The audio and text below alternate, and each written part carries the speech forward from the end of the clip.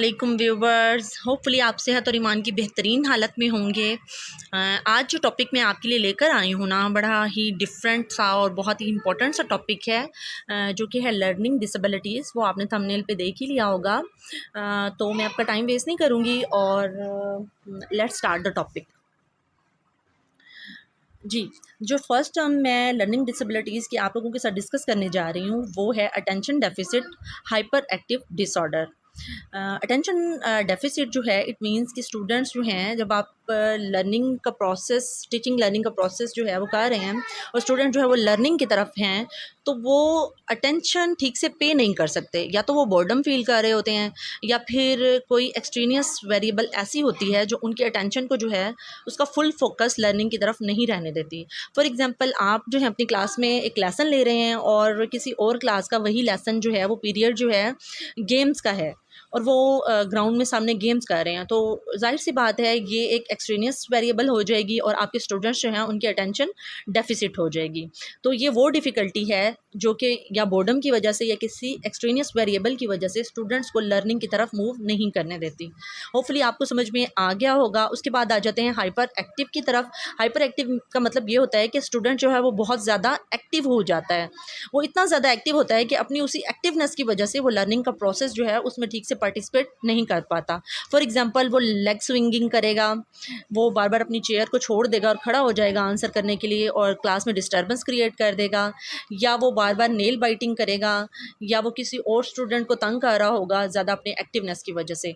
ठीक है। और इस ऑर्डर जो है वो जो है कम्युनिकेशन स्किल्स में भी हो सकता है, वो स्टूडेंट्स की क्लास में सिटिंग अरेंजमेंट में भी हो सकता है, वो किसी भी सेंस में हो सकता है। स्टूडेंट्स जो है लर्निंग में ठीक से पार्टिसिपेट नहीं कर सकते और वो डिसऑर्डर का शिकार हो जाते हैं। होपफुली आपको ये टर्म भी समझ में आ गई होगी।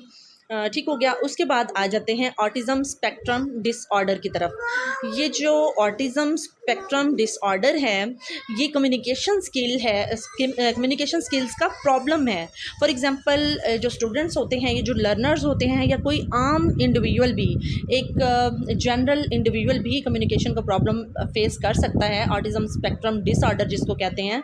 फॉर एग्जांपल, उसको फेयर ऑफ स्पीच होता है, वो लोगों में बैठ नहीं सकता, वो लोगों से ज़्यादा बात नहीं कर सकता, वो ज़्यादा शोर सुनता है तो परेशान हो जाता है, या फिर वो अकेले रहना ज़्यादा पसंद करता है। आपने अपनी रियल लाइफ में भी बहुत सारे ऐसे लोगों से आपकी मीटिंग ज़रूर हुई होगी, तो वो असल में ऑटिज़म स्पेक्ट्रम डिसऑर्डर का शिकार होते हैं। उनको कम्युनिकेशन में बहुत ज़्यादा प्रॉब्लम्स होती हैं। फॉर एग्जांपल, आपके खुद के अंदर या मेरे अंदर इस चीज़ का डर बैठ जाना कि I am not able to participate in the interview because I am not the person that whose communication skills are good enough to appear before the interview panel। तो ये भी एक ऑटिज़म स्पेक्ट्रम डिसऑर्डर की मिसाल हो जाएगी। ठीक हो गया। उसके बाद आ जाते हैं डिसलेक्सिया की तरफ। ठीक है, डिस का मतलब आपको बेटर पता है, और लेक्सिया कहते हैं मतलब लेक्सिकल यूनिट्स। असल में ये वर्ड है लेक्सिकल यूनिट्स। जिन्होंने एमए इंग्लिश किया है वो इसको ज़्यादा अच्छे से समझ सकते हैं। लेक्सिकल यूनिट होता है कोई वर्ड और उसको प्रोनाउंस करना, फिर तो इसलिए जो डिसलेक्सिया है वो असल में डिसेबिलिटी है रीडिंग के रिलेटेड। फॉर एग्जांपल, एक वर्ड है बैग, तो स्टूडेंट जो है वो डिसलेक्सिया की वजह से उसको रीड आउट करेगा, बैग को रीड आउट करेगा गैब। ठीक हो गया। या फिर वर्ड है डैब, तो वो उसको बैड पढ़ेगा, या बैड को डैब रीड आउट करेगा। मतलब इस तरह का डिसऑर्डर जो स्टूडेंट्स को रीडिंग में प्रॉब्लम्स क्रिएट करे उसको डिसलेक्सिया कहेंगे।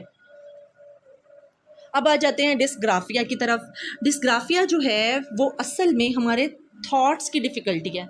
मतलब हमारी जो थॉट्स होती हैं ना, उसकी डिसेबिलिटी होती है ये, और नतीजा इसका ये निकलता है कि स्टूडेंट जो है उसको रिटन डिसऑर्डर का सामना करना पड़ता है। फॉर एग्जांपल, बी को डी लिख देना, डी को बी लिख देना। जी viewers, the next term that we are going to discuss is dyscalculia. Dyscalculia जो है वो लर्निंग ऐसी डिसेबिलिटी है जिसमें स्टूडेंट्स को अरिथमेटिक फंक्शंस को परफॉर्म करने में प्रॉब्लम होती है। फॉर एग्जांपल, आप ये कह सकते हैं कि जो स्टूडेंट है उसको प्लस माइनस मल्टीप्लिकेशन या डिवीजन के क्वेश्चंस में प्रॉब्लम होती है या मैथ को सॉल्व करने में प्रॉब्लम होती है, इसकी मैं आपको एक डेली लाइफ एग्जांपल देती हूँ। फॉर एग्जांपल आप एक स्टूडेंट को कहते हैं कि 17 एंड 13 को आप प्लस करें, ठीक है। तो अब वो क्या करेगा, वो जो है या आप उसको कह देते हैं कि 17 एंड 19 को आप प्लस करें, ये ज़्यादा बेस्ट बन जाएगा। आप उसको बोल देते हैं कि आप 17 और 19 को जो है वो प्लस करें, तो वो क्या करेगा, जब 9 में 7 को वो प्लस करेगा ना, तो आंसर आएगा 16। वो 16 का जो 1 की वैल्यू की प्लेस होगी ना 6, जस्ट वो राइट नहीं करेगा और वो 1 को कैरी नहीं करेगा, वो पूरा 16 राइट कर देगा और उधर से 2 राइट कर देगा। 1 एंड 1 जब ऐड करेगा तो वो 2 ऐड कर देगा, तो 216 वो आंसर बना लेगा 19 और 17 का। अब आप खुद इसको ऐड करके देखें, क्या 216 इसका आंसर बनता है? नहीं बनता ना। तो इसी तरह के अरिथमेटिक फंक्शंस में जो प्रॉब्लम्स आती हैं उनको डिस्कैलकुलिया के खाते में हम लोग डाल देते हैं। अच्छा, उसके बाद जो है अफेजिया, ये लास्ट टर्म है लर्निंग डिसेबिलिटीज़ की, जितनी मुझे पता थी मैंने कोशिश की आप लोगों के साथ में डिस्कस करूं। अफेजिया जो है ये भी कम्युनिकेशन की ही डिसेबिलिटी है, जैसा कि ऑटिज़म स्पेक्ट्रम डिसऑर्डर थी, इसी तरह अफेजिया भी कम्युनिकेशन की ही डिसेबिलिटी है, जो कि किसी इंजरी की वजह से, हेड इंजरी की वजह से, या जो हमारा आर्टिकुलेटरी सिस्टम होता है, मतलब जो हमारा बोलने का निज़ाम होता है ना, हमारा माइंड का वो हिस्सा जो हमारी आर्टिकुलेटरी सिस्टम को या हमारे बोलने के निज़ाम को कंट्रोल करता है, अगर उस पर कोई चोट लग जाए ना, तो फिर ये कम्युनिकेशन डिसेबिलिटी आती है। फॉर एग्जांपल कुछ लोग हकला कर बोलते हैं, ठीक है, वो भी अफेजिया का शिकार होते हैं। या कुछ लोग ऐसा भी करते हैं कि आधा वर्ड बोलते हैं और फिर जो है उनको समझ नहीं आती कि आगे हमने उसको कैसे एक्सप्लेन करना है, और उसके बाद वो इस तरह चुप हो जाते हैं कि दोबारा बोल ही नहीं सकते। तो इस तरह की जो डेफिशिएंसीज लर्निंग में होती हैं ना, उनको हम अफेजिया कहते हैं। होपफुली आप लोगों को ये चीज़ें बहुत अच्छे से क्लियर हो गई होंगी। Thank you for listening me. And अगर आपको लगता है कि अभी भी इसमें कुछ ऐसा है जो मैंने डिस्कस नहीं किया, तो आप ज़रूर कमेंट सेक्शन में इसको ऐड करें।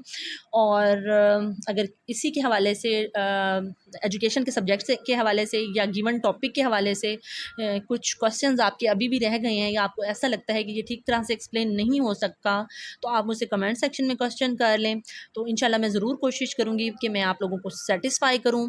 आई will try my level best to satisfy you. लेकिन अगर आपको वीडियो अच्छी लगी है तो आप लोग ज़रूर मुझे अप्रिशिएट करें, मेरे चैनल को सब्सक्राइब करें, वीडियो को लाइक करें एंड वीडियो को शेयर करें। और मिलते हैं फिर क्लास सेकंड के ओवरव्यू में। टिल देन, अल्लाह हाफिज़।